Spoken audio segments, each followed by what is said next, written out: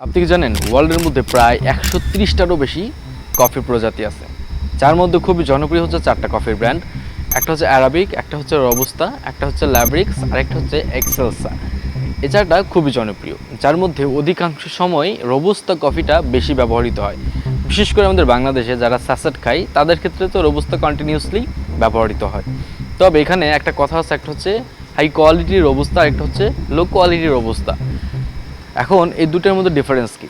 ধরেন আপনি একটা ফসল উৎপাদন করলেন, এর মধ্যে কিন্তু ভালো খারাপ দুটো মিক্সড করা থাকে। তবে যেটা ভালো কফি সেটা কিন্তু অনেক দামে বিক্রি হয়, আর যেটা নিম্নমানের মানে চাষাবাদের সময় ক্ষতিগ্রস্ত হয়েছে এরকম কফি, সেগুলো কিন্তু খুবই নিম্ন দামে বিক্রি হয়। যেমন আপনাকে যদি একটা উদাহরণ দেই, আমাদের আরাবিক কফি এগুলো হচ্ছে মোটামুটি পার কেজি 1 কেজি 2500 থেকে 8000 টাকা পর্যন্ত এই অ্যারাবিক কফির দাম। রোবুস্তা কফির ক্ষেত্রে গেলে প্রায় 1800 টাকা থেকে 5000 টাকা পর্যন্ত, মানে রোবুস্তা কফি পার কেজিতে এতটুকু প্রাইস। এছাড়া আপনি যদি ল্যাব্রিক্সে আসেন, সেখানেও প্রায় এরকম লিমিটেশন একটা প্রাইস থাকে। আর যদি আপনি উচ্চমানের কফির দিকে যান, রোবুস্তা বা অ্যারাবিক বা ল্যাব্রিক্স বা এক্সেলসা, সেখানে একটা অ্যারাবিক ব্র্যান্ডের উচ্চমানের কফির দাম থাকে প্রায় 5000 থেকে 12000 টাকার উপরে পর্যন্ত। আবার যদি আপনি রোবুস্তার দিকে আসেন, সেখানেও বিষয়টা সিমিলার। সেখানে প্রায় 4000 টাকা থেকে 8000 টাকার উপর পর্যন্ত এই কফির প্রাইস থাকে। এখন আপনি একটা জিনিস ভাবেন, আমরা যে প্রতিনিয়ত কফিগুলো খাই 10 টাকা দামের একটা স্যাসেট, 15 টাকা দামের একটা স্যাসেট, এখানে কি আসলে এই কফি পাউডার দেওয়া হয়? কারণ কফির দাম তো কম হতে পারে না। কফি খুবই হাই কোয়ালিটির একটা ইনগ্রিডিয়েন্টস দিয়ে তৈরি করা ড্রিঙ্কস আমরা বলতে পারি।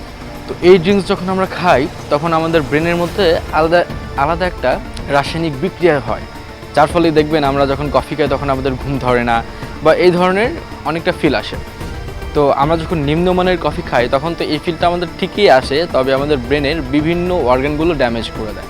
যেরকম যে আমরা 10 টাকা 15 টাকা দামের লো কোয়ালিটির রোবুস্তা কফিগুলো খাই, এগুলো আমাদের অত্যন্ত ক্ষতি করে। তবে আমি অনেক ঘাটাঘাটি করে দেখলাম যে ওয়ার্ল্ডের মধ্যে খুবই জনপ্রিয় কয়েকটা ব্র্যান্ড আছে, যে ব্র্যান্ডগুলো কফি ম্যানুফ্যাকচারিংয়ের দিক দিয়ে একদম টপে আছে, এবং এগুলো যে কফি ম্যানুফ্যাকচার করে সেগুলো খুবই হেলদি। তার মধ্যে একটা হচ্ছে ডিএক্সন। আমি এটা কন্টিনিউসলি বেশ কয়েক মাস আমি ব্যবহার করতেছি, আমার খুবই ভালো লাগতেছে। বিকজ এটার মধ্যে আমি একটু ইনগ্রিডিয়েন্টসটা একটু ক্লিয়ার করে দিই। এখানে মানে উচ্চমানের রোবুস্তা কফি এবং গ্যানোডার্মা লুচিডিয়াম মাশরুম ব্যবহার করছে। আমি এরকম ইনগ্রিডিয়েন্ট মিক্সিং আমি কোথাও দেখি নাই, কারণ অধিকাংশ সময় কফি যদি আমি খেতে যাই তাহলে অনলি ওয়ান কফি থাকে, হয়তো একটু এবস ডেবস এরকম থাকে। তবে এই কফির মধ্যে গ্যানোডার্মা মিক্সড করবে, এটা অসাধারণ একটা চিন্তাভাবনা। তো এর জন্য আমি কফিটা লং টাইম আমি এটা ইউজ করছি, আমার খুবই ভালো লাগছে। এখন কথা হচ্ছে এটার বেনিফিট কী? যখন আমি এই কফির মধ্যে মাশরুম অ্যাড করব, তখন অবশ্যই এক্সট্রা বেনিফিট থাকবে, রাইট? তো এই কফিটা যখন আমরা খাচ্ছি, তখন আমাদের যে ব্লাড প্রেশার, এই ব্লাড প্রেশার নিয়ন্ত্রণে থাকে, গ্যাস্ট্রিক প্রবলেম সলভড হয়। থার্ড হচ্ছে আমাদের শরীরের টক্সিন ডিটক্সিফাইড হয়। এটার বেনিফিট কিন্তু টোটালি চলে যায় মাশরুমের উপর। এখন রোবুস্তা কফির দিকে আসে, আমাদের ইনস্ট্যান্ট একটা এনার্জি আসে। দেখবেন আমাদের যখন মানে কাজ করতে করতে অনেক উইক হয়ে যায়, তখন আমাদের শরীরটা আস্তে আস্তে ছেড়ে দেয়। এই মোমেন্টে এই রোবুস্তা কফি দারুণ কাজ করে।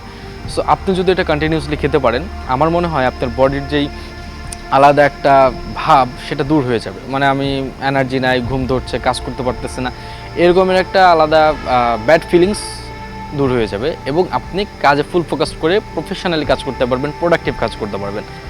সো আশা করি আপনারা বুঝতে পারছেন আমার কথাটা, কেন আপনারা লো কোয়ালিটির কফিটা খাবেন না। এটা খুবই ক্ষতিকর, এবং আপনারা যদি একটু দাম দিয়ে ভালো কফি খান, এটা আপনাদের প্রোডাক্টিভ কাজের জন্য অত্যন্ত উপকারী।